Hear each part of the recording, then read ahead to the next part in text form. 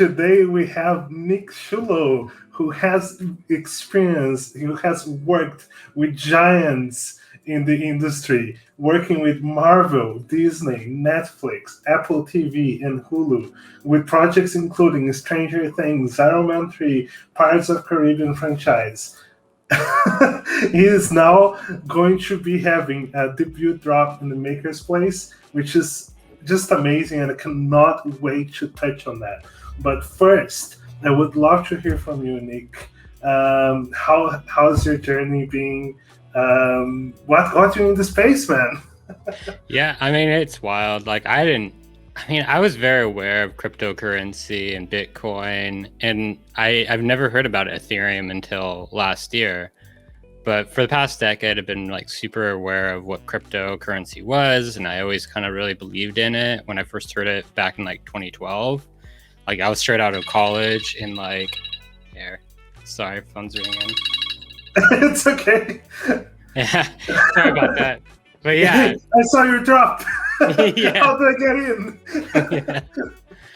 But yeah, cryptocurrency exciting, like especially like 2012, and just hearing everyone talk about it, and mining was being discussed. So I was really interested in it in ways, but I didn't know how to ever get involved with like cryptocurrencies or any of that stuff. And I was just so busy with the VFX side of things. So I kind of was an outsider kind of looking in crypto. And then around 2015, I heard about it again. And around that time, I started working more and more remotely with the visual effects stuff. So not being like in-house in a studio working for like some of the big films and being able to pick and choose my projects, I had a lot more free time to spare. And because of that free time, having that allocated free time, it made me be able to get back into what I really love to do, is making art. So my wife and I formed Giassullo back around 2015, and I started hearing more about crypto and some of the stuff I was hearing about in Bitcoin taking off. And in those early days, I was actually kind of injecting a bit of like the Bitcoin culture into my artwork. One of my first pieces I put up like on social media was like a monkey wearing a VR visor, and there's like a Bitcoin logo inside of it. So always been super fascinating. Yeah, 2015, 2016, I was like playing around with like crypto themes. I'm gonna go for crypto. Yeah. And like I said, never heard about NFTs until last year, or Ethereum. So it's kind of one of those things where I'm off doing my own thing, and then like boom, like NFT kind of smacks you right in the face, and you're like, what the fuck's this shit? Like, what's all this about? And I kept hearing people saying like authenticity and, ownership, and knowing who the creator is, who's creating this artwork digitally, and people can own it. And like that floored me. That's where I was just became fascinated by it, because of having that ownership. And because when you're on social media, you're putting your stuff out there on Instagram and Facebook, anyone can take it and share it and not tag you or take credit. So no one really gives credit where credit's due in social media. And sometimes artists' names can get lost in the mix. So, and maybe people didn't know who that artist, who that creator was, that piece. So I think what's cool about NFTs, it brings that ownership and authenticity back, so people know where the source is from and who actually made the piece, and then being able to sell it and make a living off of it. So it's a beautiful relationship between, I think, creator and collector. Yeah, I mean, if for anyone who has ever been struggling with this field, like, okay, I need to work in the bigger industry because I wouldn't be able to make a living on my own, and how can you succeed in the internet, really? And now there is this beautiful way that, like, really, as you say, they don't have to be afraid, right? And you can just jump in and you can just try, you can express yourself, and express yourself you did, man. I love your pieces. I feel like they're deeply emotional in a sense. and the color palette is just amazing. I had to start with this one because this is my personal favorite. Yeah. And I do want to talk about the drop real quick, just because it's coming, guys. It's Yeah. coming in just what 17 minutes. So today we're gonna change the structure a little bit, go straight into it. Let's talk about what's coming, and then we learn a little bit more about you as we Exactly. move. So here's the drop: big tech hard meds. What is it, man? Tell us all about it. Big tech. I mean, we all know big tech. It's the big five. It's Google. It's Facebook. It's all these social media tech giants that kind of we live and breathe and use every day. We're using it right now as we speak. We use it to share and to Twitter Space is huge with NFTs and stuff.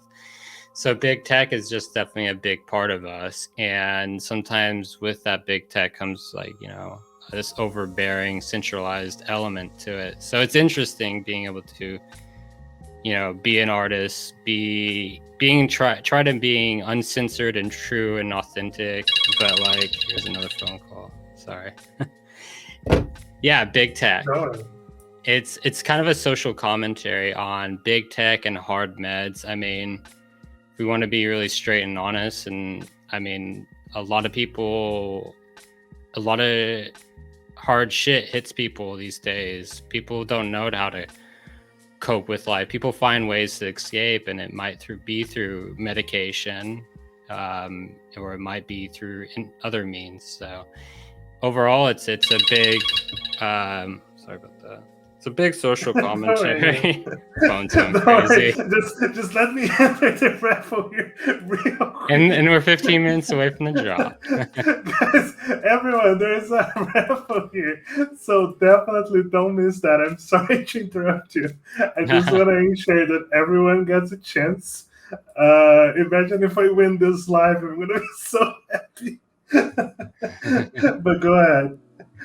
Yeah, I mean, sometimes the artwork I make, it's either, like I said, just like a social commentary, and it's kind of a play on words and a visual. It's real, like kind of visceral and in ways not simply put to words, because when it comes to the visual and the wording, I try to have like multiple layers to it, so it can be kind of open to interpretation.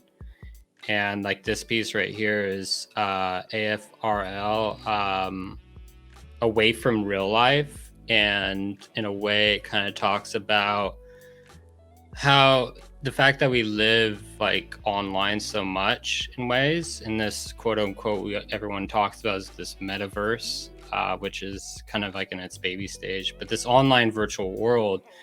And when we're kind of part of that virtual world, we get separated from like the actual real world. I mean, look at the movie, like a good example is like Avatar. You remember in the main character, he's so involved in that whole alternate world that he can actually walk and move around and interact with, but he neglects his own personal life so much that he becomes so detached from the real world. So in a way, this talks about just being away from real life and living virtually connected. As you can see, these tubes that go in the back of these kids' bodies. But what's interesting is like they're physically next to each other. They're holding hands, so there's actual physical connection. They might be separated in ways, but they're also connected. So there's a bit of like multiple meanings, kind of multiple layers going on there. This is really cool, man. This is really cool. So clearly, you refined your crafts through years of work, right?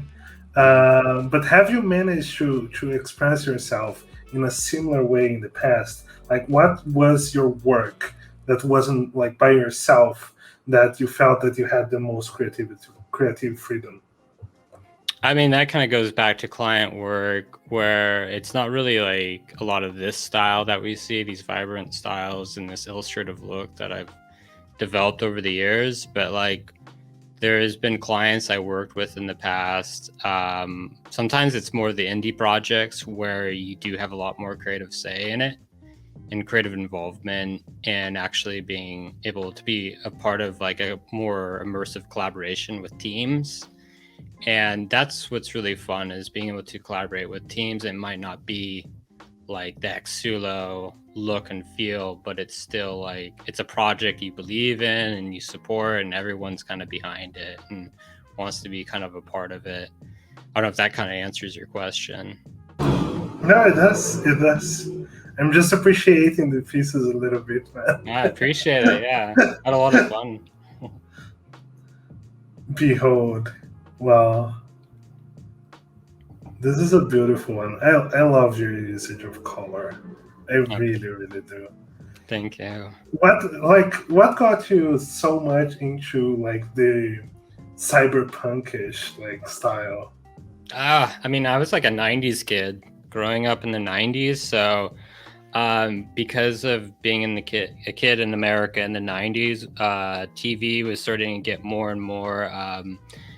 We started getting things from Japan, and like the culture and the anime was starting to get injected into cable television in the 90s. So you started seeing things like Dragon Ball Z and Ghost in the Shell and Akira and like Ah My Goddess, and the list goes on, like even Sailor Moon, and then eventually Pokemon. Like that blew up like in the late 90s. But growing up as a kid, you know, I was always exposed to like Japanese anime culture, and especially living in California. There's always like, you know, you go to San Francisco, there's Japantown, there's easy access to have to like this.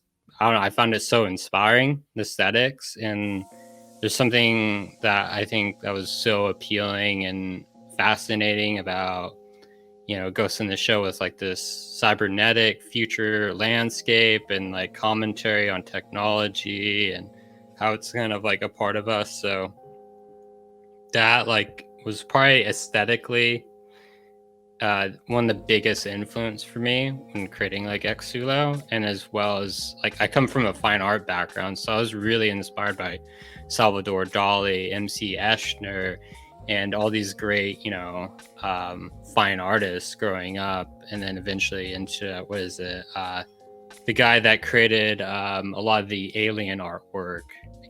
He passed away a few years ago, but I can't think of his name, but he created a lot of the alien aesthetics. So I was really into like dark arts, and so it's a bit of a fusion and accumulation of everything.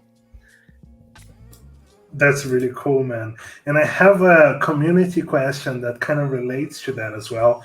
I think, yeah, you already said a few of the influences that you had, and people want to know if there are any parallels to movies that you relate to, for example, like Her, or even Fight Club, or iRobot, that kind of stuff. I mean, yeah, I known the company that worked on Her, and Her is pretty a trippy kind of a surreal movie. I don't know too much of it, but definitely like some of those suggestions. I was heavily influenced. I mean, that's what got me into visual effects, was a lot of these sci-fi films. Like, I mean, really going back and being honest, like I was really inspired by Terminator 2 and a lot of the things that like James Cameron was doing in like the 90s. And then I started getting into like Darren Aronofsky. I was huge on like Darren Aronofsky, and there's also like, I mean, my film tastes are like so, they can get really bizarre, like, and really indie. Like I'm really into like Koyani Scotzi and the Kotzi trilogy. They were one of the first people to do time lapses, but I love everything about that. I love everything that Darren Aronofsky does, because I think what's really fun about, he might not be hard sci-fi film type, but what's great about Darren Aronofsky is he kind of like puts a big mirror on society and has like something bigger to say. So yeah, I love that kind of stuff. But sci-fi films, it's like always touch and go. I mean, I love everything that Black Mirror has done. And then what else? I don't know. It's just, there's a lot of great films out there in the past. Yeah, you know what's interesting? I'm gonna go on a limb here, and make a bit of an analysis, if I'm completely far off, then you tell me it's fine. But I feel like those influences they usually dictate. They they produce a feeling, and they talk about representing an anxiety related to technology and AI, and the future.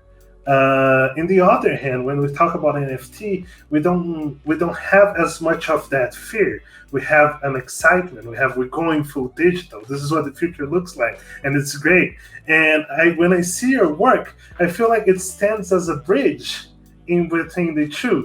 Like making that conversation happen. Hey, listen, like remember that we're scared, but then at the same time, it's pretty. And I Yeah. like this. It's so unique because it fits in that in between that it's hardly explored. Yeah. I mean, yeah, I feel like there's that duality in my artwork that I just can never get away from. That there's a bit of colorfulness and playfulness to it, and vibrance and excitement. But then when you really look at the art, it's like it has kind of a bit of a dark feel to it, and a bit of a melancholy sense to it. And I love making happy pictures. I've made pictures that just make you feel really good, and that's great. But I like to be able to have some sort of texture and some sort of layering of emotion there, rather than just straight pure happy images. I don't know. I find it's a personal taste. There's a bit of boredom I find in that, and I want to be able to, for people to have a conversation, it needs to be able to have something more than one emotion. We're human beings. We're not just, we're not robotics, and we're not just one emotion. We're very multi-feeling human beings. That's what makes us human. And I think that's what's interesting is there is a lot of excitement in the NFT space, and I think every right for it to be, especially for artists, finally getting the recognition they deserve and getting the dues that they're owed. And I think that's great. That's amazing. But there's also the flip side of it, and backlash of the global impact of NFTs. But sometimes that's not always a fair argument of the global warming elements of NFT, because I don't know. So I don't want to ramble on, but yeah. Yeah, I mean, man, ramble on as you want. This is your space. This is your time to talk. Yeah. But the dog goes live in 3 minutes. Are you nervous? It's a good way to kill time. I honestly think it's the first time I have interviewed anyone whose drop was going to go live. I have had people who were like, okay, it's gonna go right after, but never in the moment. It's time to play it cool, but yeah, fuck it. Oh, it must be tough. It must be tough. Oh my god, man. How much time do we have? 2 minutes, and you want me to make this time go faster? So someone asked, was the intention to have a cross between the Matrix / Boogie Pop, it's an anime, / Chappie? Oh, Chappie, yeah. I'm not very aware of the first reference, but yeah, I'm very aware of Chappie. It's weird, when I was making this, I didn't even think about Chappie at all. But looking back, there was even the movie, I think it's called Short Circuit. It was an 80s film of a robot. It had a lot of character and style to it, and I think I was kind of referencing that too. And Chappie is a good reference because there is a bit of a cultural kind of the painted on top cyborg, the characteristic. It's not so clean. It's kind of really rough and gritty. And subconsciously, I think there's a bit of Chappie in there on accident. Now I look at it. Well, but this is the thing about doing artistic stuff and consuming artistic stuff, right? By the end of it, everything is just a mashup. You can't get rid of our influences, and every time you create, you still create something new. We all live on the same planet, so it's ridiculous to think, unless you're like, I don't know, some alien implanted onto this planet as an artist and making stuff that no one's ever thought of. But we're all connected, and we all are inspired and influenced by the same things. I think that's one of the beauties of it. Absolutely, man. 1 minute. Absolutely. 1 minute. 1 minute. I don't even know what to say. I am nervous as well. And I have nothing to do with it, but I'm nervous. It's so pretty, man. It's so pretty. Let me drop all the links for the community again. No one wants to miss this out. So just let's make sure that everyone can see and participate. Oh, wait, did I forget to check, like, is the result of the raffle already going to be out? Oh my god. I think the result comes later, right? Yeah. It's okay though, but yeah. Oh my god. And 10 seconds. I'm not gonna do a countdown. That would be just a little bit too much. But that's amazing, man. That's just amazing. I got an artist going live. How many have you done of these? How many interviews? Yeah, like Makerspace, like kind of drop interviews. I think probably around like 15, something like that. Yeah, I have done some. Usually, like, the drop's gonna happen the other day. Oh wow. Okay, this is going. Two already gone. Yeah, two already Great. gone. Oh, two already gone from this. I'm like looking at through your screen. I'm not even. Yeah, there's a barrier to it. I will completely understand if you need a pause. That's fine. Just let me know. Cool. I'm happy. I'm really happy. No, yeah. Whatever comes out. Yeah, this is gone basically. Yeah. But go for it to go. Oh, if I had some money. Good. I love That's the problem with NFTs. You want to buy all of them, and then you end without any means to buy any of them. I might sound like an idiot, but I didn't ask Makerspace, but are these like timed? What do you mean? No. Like, Nft Gateway, they're like, like 10-minute, like, you have like 10 minutes to purchase the piece. Like, I don't know. Ask them. You should have asked them before. This is over. Behold is over. Everyone who got it. Like, let's see this one. This one's still up. Two to go. 600 only. Oh my god, I feel like an auction, man. Yeah. Only two. So what's fun about AFRL is on the girl's t-shirt, I put my yacht, YAT. I bought like a yacht. It's the skull plus robot face. So little Easter egg. That's your yacht right there? You need to show me. Yeah. Oh yeah, by the way, my yacht's in there. Now I'm not even going to ask what's your personal favorite NFT. I mean, it can still. So my personal favorite of this collection, or like NFT of like NFTs in general, which one is your favorite? I mean, going back to my super rare collection. Here, I'm gonna pull that up. If you go on my super rare collection, there's an artist in there that I really enjoy. Goes by Ignatus Arts, and it's like this orange peel, and it's a photo collage. It's just a really beautiful piece. Can you send me the link? I want to take a look. Nice. The winners have not been decided yet. You guys will see my name here real quick. Now they're gonna think it's rigged. Don't do that, Makerspace. If you guys get me, re-roll it.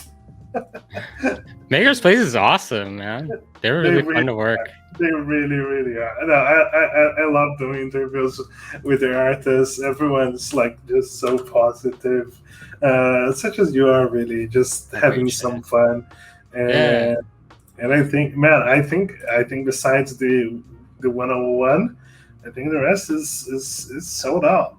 I'm not entirely sure because the website, like, these things usually lag a little bit.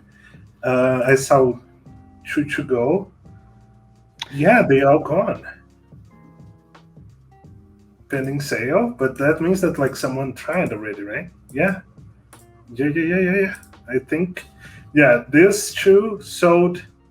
This is a raffle, and this is a 101. Am I missing something? Yeah. The raffle 101, and then the editions.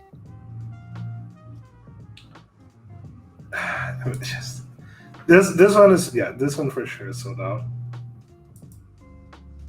There we go. Yeah, all of them. Oh, the 505. Yeah. Mm-hmm. Beautiful, man. Congratulations. I appreciate it. We'll see how the auction will go. Now you don't need to be as nervous anymore. I can just go rambling now. This is fun to be able to experience with, I know. Now I'm kind of realizing I want to do it more often. I'm gonna suggest, but I get nervous. I need to learn how to deal with it. How, like, research how to calm a person down. That kind of stuff. Oh my god! I was like, I don't know if we can talk about other platforms, if that's something, like when I talk about Nifty Gateway. It's okay. Okay, I don't know, but oh my god, I was shitting bricks on my Nifty Gateway first drop. I was so antsy. I was trying to like listen to meditation music to calm myself down. Oh my god! It didn't work. Think about it, the more like the slower times moves. Oh yeah, it feels like just such a thing. No, it's fine. So I got a question for you. How'd you get into the NFT space? When was the first time you heard about it? My friend, this is not how this works. You interview the interviewer. Yeah. All right, let's... Okay. How did I got into the NFT space? Dude, I have been avoiding an interview. I have an interview that's due for the whale community for so long. So yeah, I'm gonna answer this one, but you can go further, man. So I used to play around with crypto since 2014, but I didn't have any money, and that's what it was just like doing. At the time, how are they called? Faucets. Just like grabbing like free Bitcoin or just a few Satoshis every hour. It was really dumb shit. It didn't add up to anything, really. A few years later, it was worth something. I cashed out, and I was young, and I was having fun. I learned, and I couldn't invest, really. So you fast forward to 2019, and I found Gods in Chain. That's the first NFT project that I saw, and I have always been I have always worked with card games. I used to play Magic the Gathering a lot, like semi-professionally, and trading a lot, and I always loved that. And then I saw like a card game, and I used to test every single card game out there. But Gods in Chain was different. It had something. It had NFTs, and I was completely clueless what it was. But someone said, "Well, man, you can like get cards and make money out of it." And that was enough. I'm not personally that money driven, but my entry was, and there was like such a kind. So like I wanted to buy a pack. But for that, I would need to like sell the stuff that I was earning. But for that, I would need gas, and I had no idea what like gas was, right? But like I said, hey, listen, you can like I'm just gonna send it to you, and it's fine. You can do your first sale, and you can sell your thing, and you go from there. and I don't actually know who the guy was, and I want so bad to repay that, but I don't remember who the guy was. If the guy is there, if you hear me, I want to pay you back. Thank you. You changed my life, and you don't know that, but you did. That's amazing. And yeah, no. Then I met Will Shark because he was super big into Gods Unchained, and then I started working with him on the Gods Unchained Team Mythic, which was and is an absolutely pleasure to work with, and things evolved from there. Participating in the Whale community, and God, now interviewing you here, man. A lot of things changed Yeah. because of Gods Unchained, Wow. and yeah, I have been working with NFTs and crypto ever since 2019. So yeah, you mentioned, because I'm not very familiar with Gods Unchained, but you mentioned Magic the Gathering. And that was another thing I grew up on as a kid. Do you still for you, do you still have your Magic the Gathering cards, like the physical ones? Is that... So yeah, I do actually, because I was into crypto, and now I had some money to spare. I got back to investing into Magic the Gathering.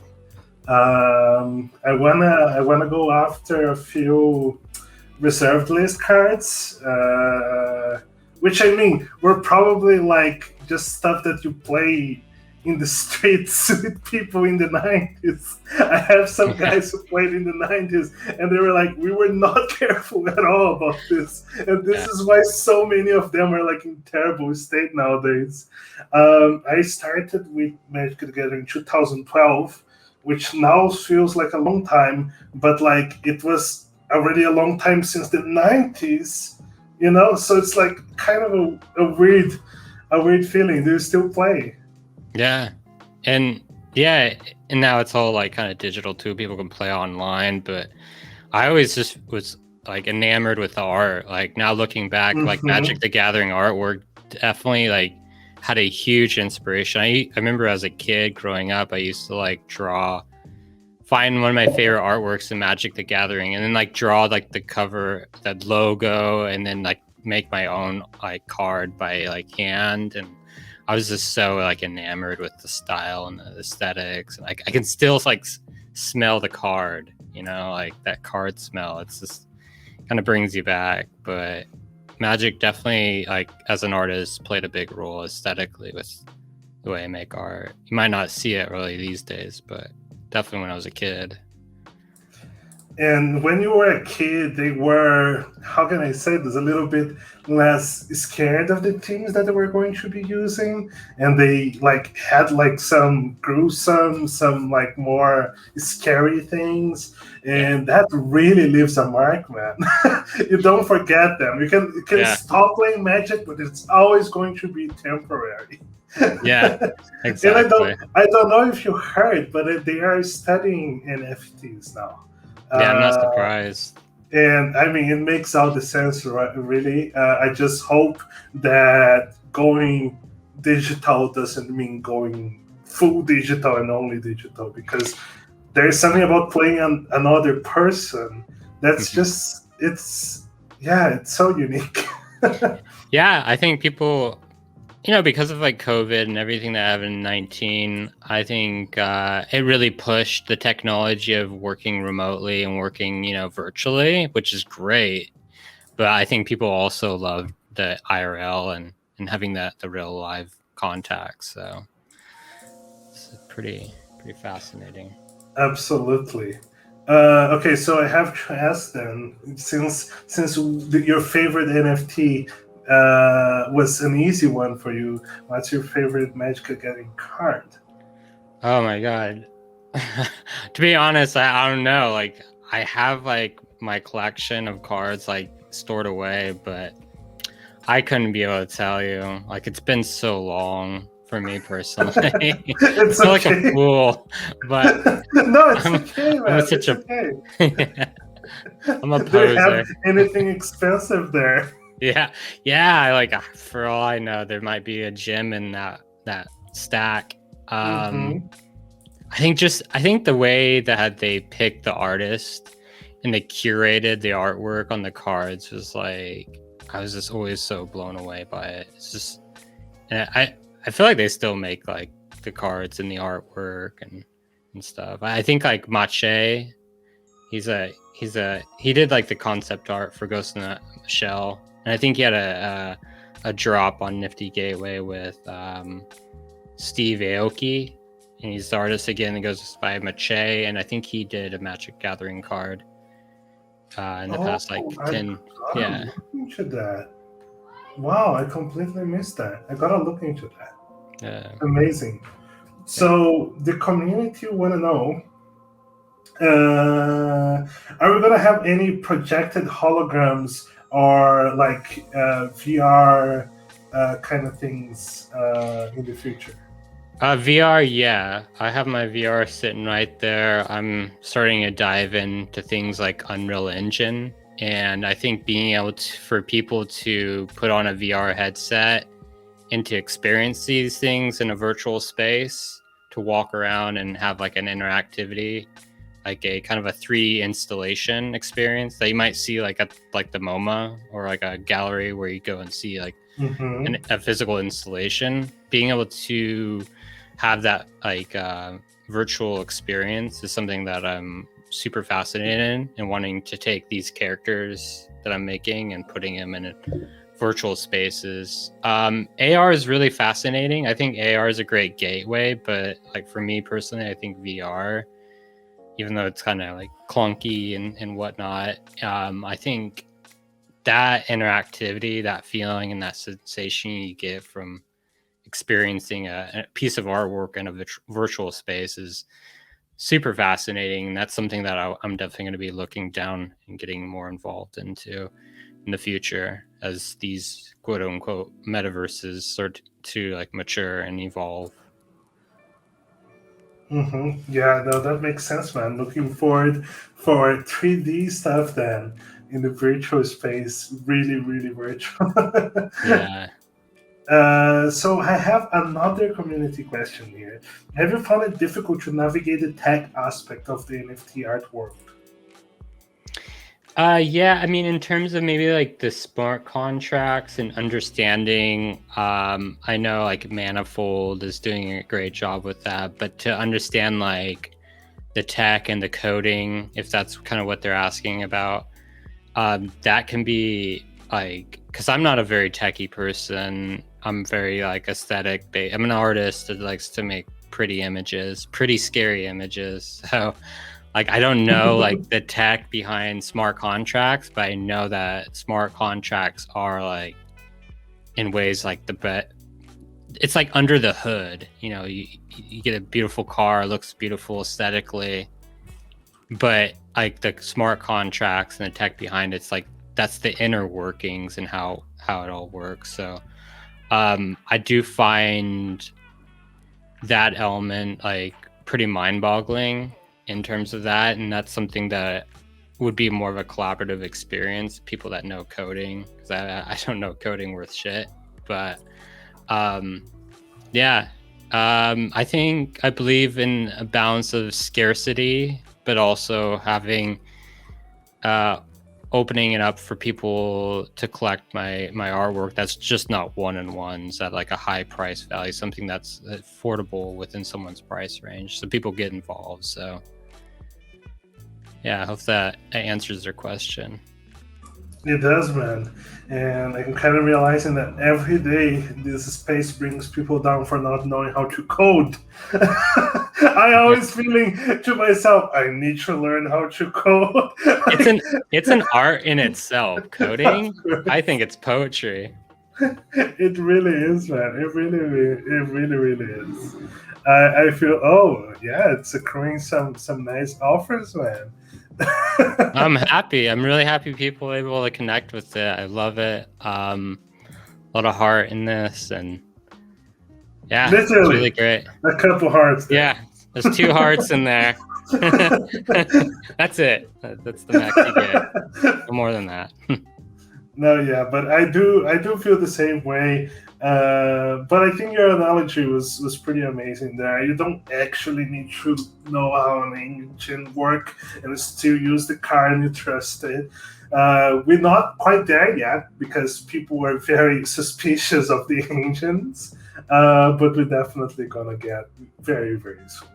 So, nice analogy. I had never heard that one. I like it. Yeah. So you talked about a little bit about of your influences, but you also say that you have like former education in arts. So what are some of like the classic artists that like most influenced you growing up, Yeah. or studying really? Yeah, growing up, I was always inspired by I'm trying to filter all through the names, but what comes to mind is, the Salvador Dali was a big influence.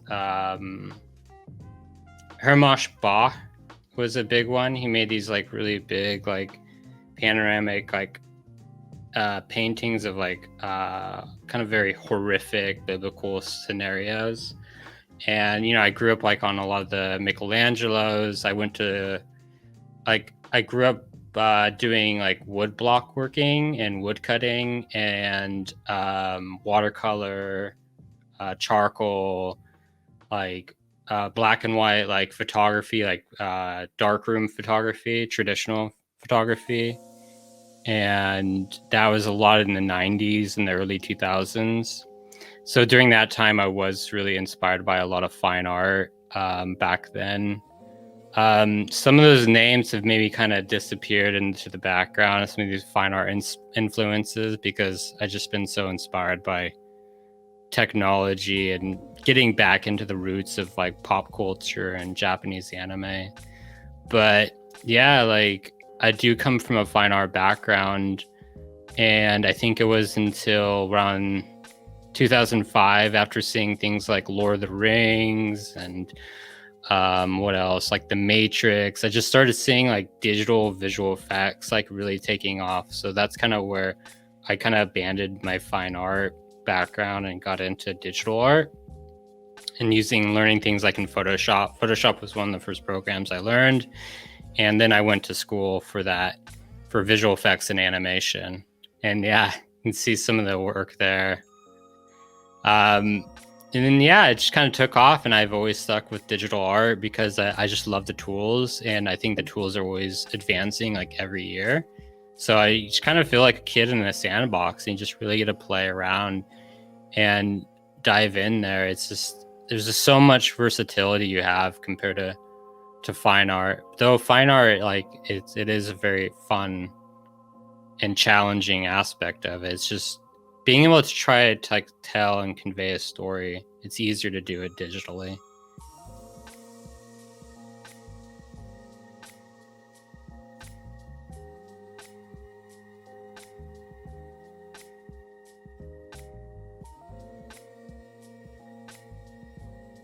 Oh my god, I was muted. Yeah. So sorry.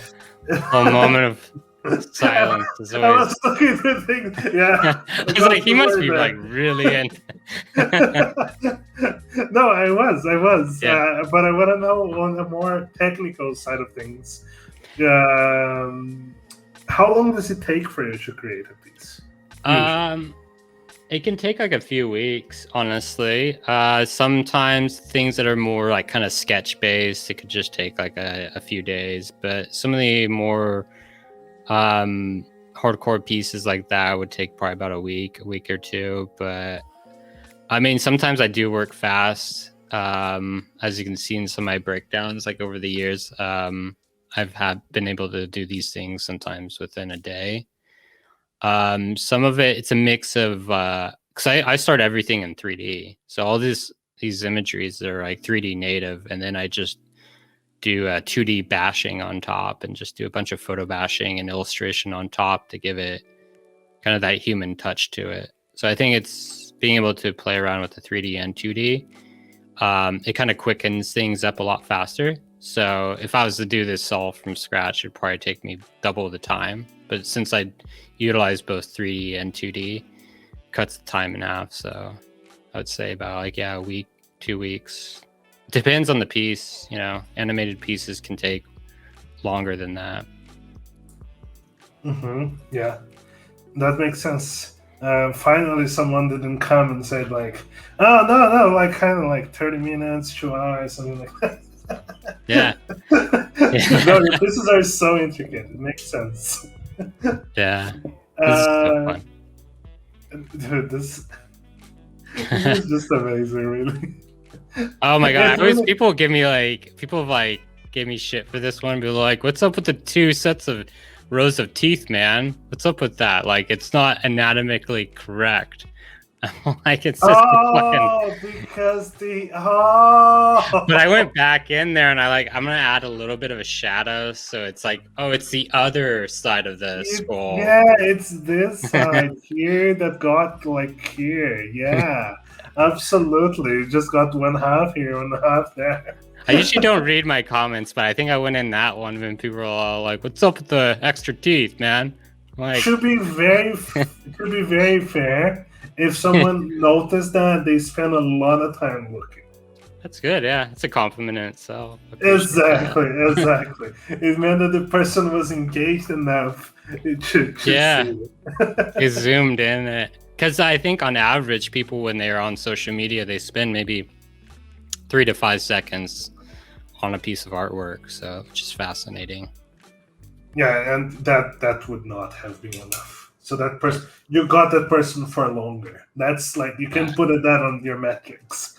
yeah, exactly. I'm gonna make one mistake per piece so people can spot it, and I can see that they pay attention.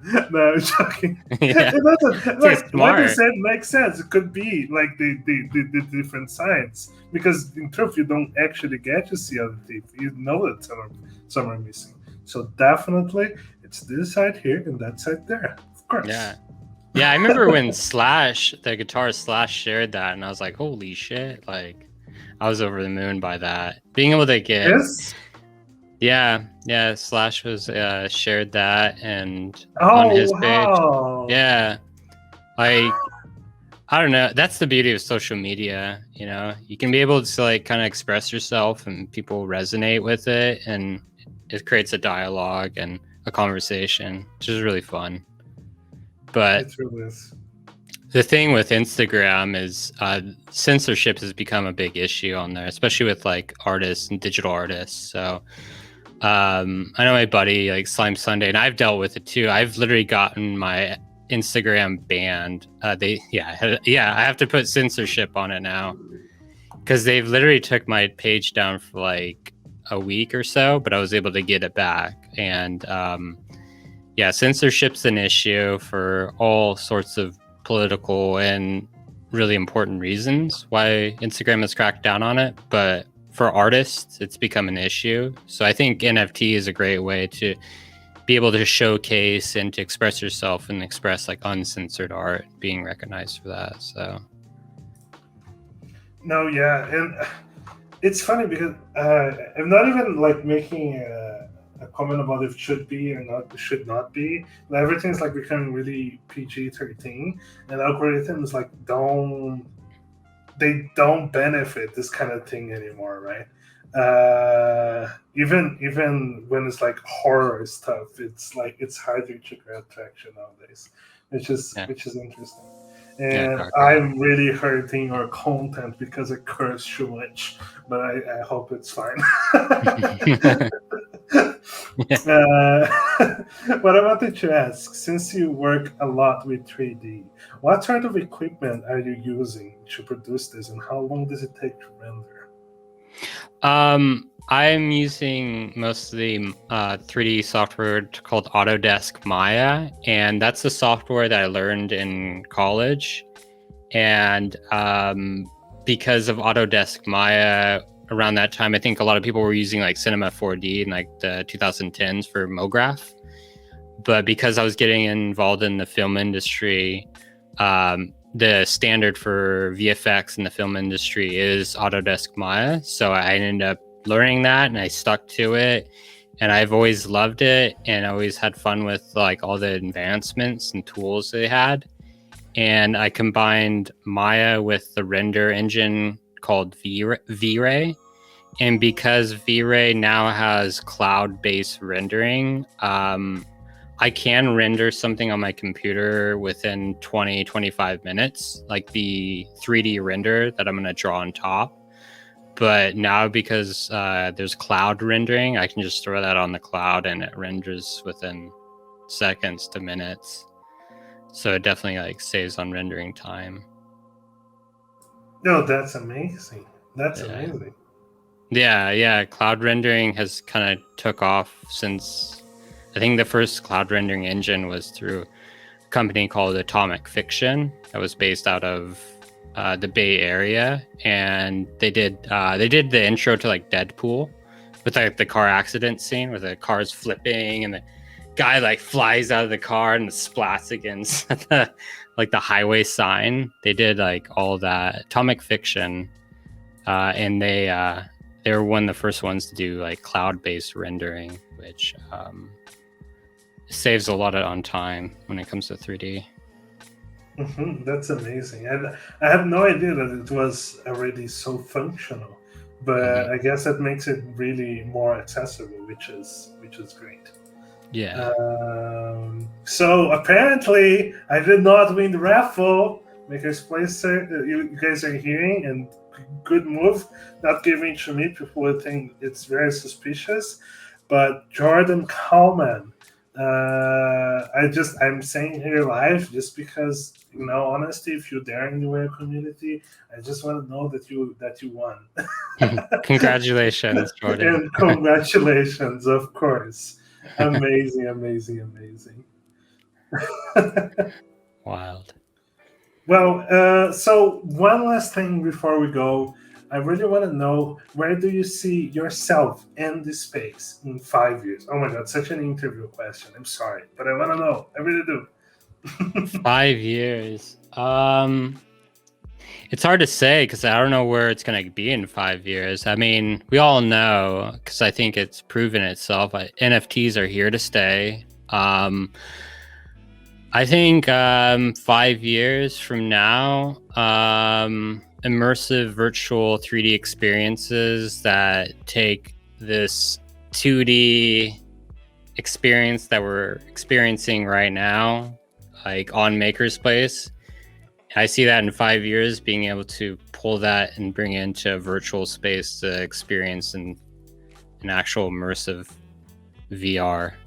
Virtual. I feel like I'm saying experience so many times. Virtual experience, VR. VR is the future, and I think combining that with art, I can see that in 5 years. Totally. Man. Have you played Half-Life Alyx? Yes, yeah. Oh my God.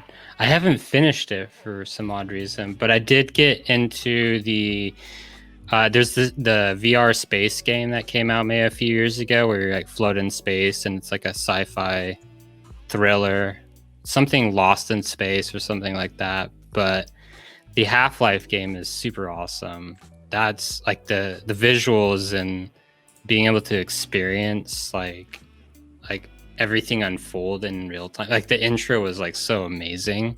You're like in the apartment building and things are flying around and it's so like interactive and it's they're like, all there, can't you? Like in the things. Yeah. It's amazing. But yeah, 5 years from now, I think Unreal Engine, I think a lot of artists, and I see myself utilizing those tools. Real-time rendering, virtual experiences in 5 years. Yep. Perfect. I hope it realizes. I almost bought a VR set because of Half-Life Alyx, but I didn't. I want one. Oh, I know. Like I got lucky. Like right before COVID hit, I got a VR headset, but those things got like swiped. No, they're super expensive now. Yeah. They're gonna get more affordable, I bet. I bet in 5 years they're gonna be, a couple like $100. I hope so. Yeah, they are. So, Nick Giassullo, thank you so very much for having joined us. It was an amazing experience. First of all, because I got to see an artist have a drop live. It's fun. I You love were it. pretending not to be nervous at all. Maybe a Play little. it cool. Just a little bit, just a little bit. But that was a fun experience. I'm definitely want to Yeah. try and have more of that. So thank you Yeah. for the insight there. You tried to interview me, which was very different. But I really appreciate you being here. I love your work. I love your color palette. I love the influences that you had. Like I was like scrolling through this and I was just like thinking of Akira, and that like not just the technological stuff, but like kind of the body transformation stuff. And it's really cool to see under this light and in such a colorful way. I appreciate Thank it. you I for the really do. experience, man. Absolutely. And thank you for your time. And I'm happy to be here and sharing the story with you and sharing this conversation. It's been fun. Absolutely. And I'm sure there will be more in the future because apparently you're here to stay and to Yeah. many other successful jobs. Congratulations, man. I And appreciate it. I hope to talk with you again. Yeah. Thank you. And thank you everyone for showing up. And yeah, have a beautiful morning, afternoon, or evening, wherever you are. Wherever you are. Thank you so very much, the Will community, for being here again with us. And I hope you guys have a beautiful night. And come play poker with me. Bye-bye, Beautiful. everyone. See ya. Thank you. Thank you, Nick.